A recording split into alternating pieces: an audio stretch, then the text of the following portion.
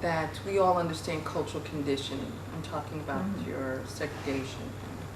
And cultural conditioning, of course, doesn't happen in just literature. It happens all over, right? Even in our media, in terms of our news, when we hear the African American stole something and then young boy stole something, and you over time understand that the young boy is probably European American, right? And so, but it's what you're asking is kind of twofold, you know, because in the sense of, I don't want to keep, I want to get a book that's just mystery without going to the African American or the Native or the Latino section. But at the same time, how would you find out that that particular author is a person of a different background unless they were these you know what I'm saying? Right. It's set up in this twofold kind of way. So I totally hear what you're saying in terms of how do we go out and find these books of diversity. I like to say in those sections, no. but a lot of people won't go to those sections. You know, I think that's where this beautiful thing that Grace had said, it comes down to who I am, right? So if I'm really seeking out books of diversity, I'm going to end up going to, unfortunately, these segmented parts and understanding that. And the beautiful thing about it is with your voice, or with your voice, or with your voice, over time that can change, you know, until we get to a point where it isn't just mystery, it isn't just drama, you know, but at this present time until, and I think that's what's the beautiful thing that's happening in this country right now. That's my odd thinking, is that with the insanity that it will birth this new way of doing things. Because believe it or not, I'm getting off a little bit off the topic, but I'll get back on. But that's how countries do, right? When you think about the United States in history, you think about the fact that there's always this kind of turmoil that happens right before there's this unearthed truth that comes to face. So I think what you're talking about is happening, right? And it becomes when you decide, and maybe you say something to Barnes and Nobles or whatever, the store or whatever, you know, why can't there be a section of just this? And push the envelope in that discussion. Maybe that's something that IPNE can do, and organizations like ours, is get those recommendations and review each other's books. And absolutely. I can just add to that just for a second. The issue that you raised is dear to me because I've made it a point not to show my picture, not to even address race as a writer. I didn't want to be on this panel talking about diversity because that ghettoizes me on some level. But at the same time, we need to talk about it. We need to have these discussions. But my book is going to take forever. It might be after my death that people realize, whoa, that was a really good book. It might be then. But it's more important to me that people not deal with my packaging, that they deal with the characters. And it's going to be a hard slog for people to find me as a result. Well, I did make the finals in first fiction at the Harlem Book Fair, so they're going to have some ideas about that. So that's a tough one. But at the same time, that was just a natural growth of, me submitting it to a competition. But so yeah, it's hard. It's hard because I want to be accepted by the content of my characters. That's what I care about. I lost track of how many comments I have right now. So let me kind of start quickly where you are. So I used to be a geek boy, now I'm a geek girl. But what I love right now is the DC universe on CWTV. If you look at all of the comic book shows, they're highly integrated. Okay? And I think what that's doing is that's normalizing. That's giving a picture of normalization.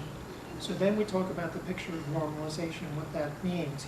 It's interesting that the blog, and I have copies of my blog that I put out, so I'm on Huffington Post each week. The blog I titled Grassroots and Glass Houses. The idea is, where do we live? We live in glass houses, that normally when I go out and I do speaking, one of the things I've learned from speaker stuff is you got 30 seconds to trigger your audience, right? So I will go out into an audience like you and I say, does anybody have a secret? You triggered yet? Okay, now you're worried if I'm going to ask you what your secret is. Yeah. But I'm not. I really continue to say, not just a little secret, not even a medium secret, but a secret so big that if anyone ever found out, you would just die. That's what it's like for so many trans people. So then I can go on and on and on, and I have the audience really triggered. Wow. So the question is, how do you normalize, the differences, the secrets? Why do secrets carry shame with them and embarrassing? And how do you do that? What I'm trying to do, I'm trying to say grassroots, is you have to do this within your community, whether it's your community of faith, where it is. Where do you meet people that are different? Is it's not going to come top down. We started the morning metadata, categorize, go to Amazon. Where are you putting your book? So the idea of we are going to categorize human beings. That's what we do. It's so much easier for us. So that's how I kind of want to respond to that. I wanted to make a comment on something you said, Jenny, that we're all the same. Within the trans world and trans community, and expand that to everywhere, I add another line to that. We're all the same. Each of us is unique. Okay? So don't go out and talk to one black person, one trans person, and think you know what the authenticity of that community, that life is. They are just a human being, and you will hear their story and their perspective on life. So you really do need to be open that everybody's story is unique and everybody's life is different. Their pains, their fears, their challenges, their successes are totally, totally unique. And the diversities are the things that, what they break them apart, how they separate. It's the metadata of being human. Right? Well said. I think I had something else, but Oh, thanks. We have about 5 minutes. Part of it, want to comment on the question about how do you find books where of different ethnic or cultural diversity. A couple of years ago, I updated a book, an annotated reading list for K-8, and it's now called Make Way for Reading. Great books for kindergarten through grade 8. And it has 100 pages of indexes, and in my subject index, which took a couple of years to actually do, one of the ways we handled it was to have either the character or the setting was, I would have it might be Denmark or the culture of Denmark, or Mexico, or India, or Peru, or whatever it was. And so if you were interested in finding a book where a story was dealing with a character who lives in Ecuador, or a particular cultural setting, you could find it. And it took a long time to, now it may also be in biography, and it might be under historical fiction, or it might be in mystery. But at least if someone was really looking for that, they could find it. Yeah. So books have intersections the way people do. Yeah, right, right. It is interesting that when I made the example before of the mentally retarded people being hidden away and everyone different, that now those children are in school with all the children, and I think that it raises so much compassion and awareness in the children who are exposed to the special needs kids. It's really a phenomenal difference. It's enriching. It is. I had a teachable moment when I went to a continuing legal education class. And at lunch, we had, it was here in New Hampshire, and I wasn't a member of the bar at the time. I'm a member of other bars, but I just became a member of the bar here because I realized I am a lawyer, so I better start practicing here. But I went to a continuing legal education class, and at the lunch table were two elderly European gentlemen, and they were probably in their 80s. And I made assumptions that, because they probably served in World War II, that they would be conservative and just, warmongers, et cetera, et cetera. And this was when the election was coming up, and President Obama was running for office. And I don't know how the subject ended up coming up, but these guys were just flaming liberals. I mean, and probably more liberal than me. Communist. But that taught me a lesson. You can't judge somebody by their assumptions. exterior. You just can't. But it's done all the time. And I was doing it myself. So what more for people who do that with me? And that's why I speak the languages that I speak, because I don't want people to, I want to know what you're saying. I want to be able to communicate with you. So if I have to come to where you are to get to know you, that's what I'm gonna do, because I need you to see me too. Okay, great, thanks. We're almost out of time. Closing comments? I want to say I'm very appreciative that all of you took out time to come to this panel. It speaks volumes about who you are and what you want to contribute to the literacy world.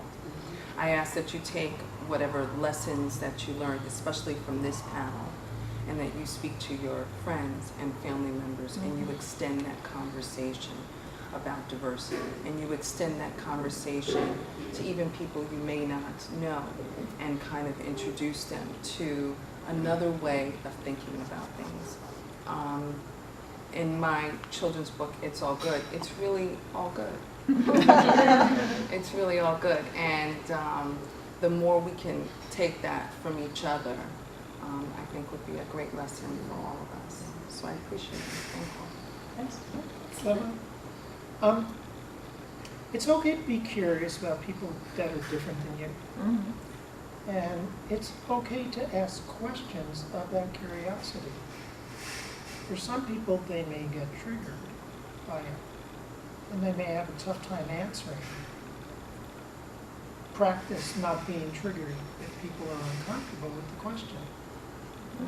But then with everything that you learn and everything you accumulate, as Gina says, see what you can do one-on-one and make a difference in the world. I echo what they both said.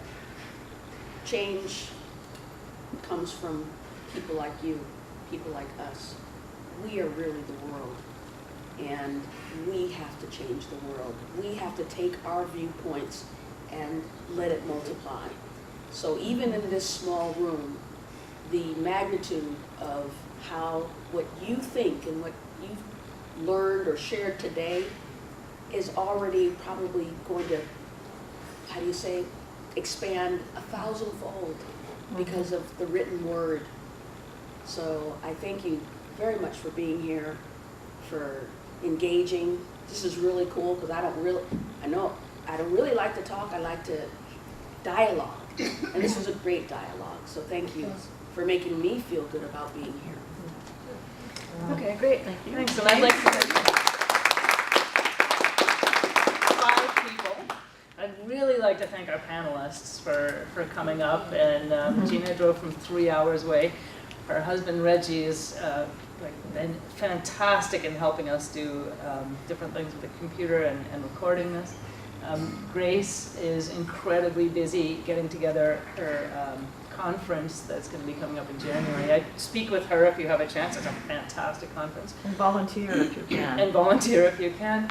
And Ginny is just up to her neck in work, and so I really appreciate her coming here. And Ginny's also just been an incredible help to IPNE in general. So I'd really like to thank Ginny for that. And I'd really like to thank Pam for 2 things. Starting the discussion, which is actually, it's really hard to be the groundbreaker, and Grace was talking about facing your fears. And I knew I could count on Pam, so thank you, Pam, for breaking the ground. And more than that, Pam is one of the founders of IPNE, so none of us would be here without Pam. And a lot of others. And a lot of others. And I'd like to thank Charlotte Pierce for organizing the conference and for being our president this year. Just the cog in the wheel. So I hope we can continue this discussion kind of like out in the halls and downstairs we have Charlotte, would you like to- Lunch is next, and all the panelists will be, hopefully, if you can stay, on the panel at the end of the day. And look for everybody's book in the bookstore. Yeah. We've got Yep. 2 or 3 tables, and I saw your book with a bright red cover, so I know where I can go. You guys are living in New Hampshire now? Thanks. No, we live in Connecticut. Oh, you're in Connecticut. And Kate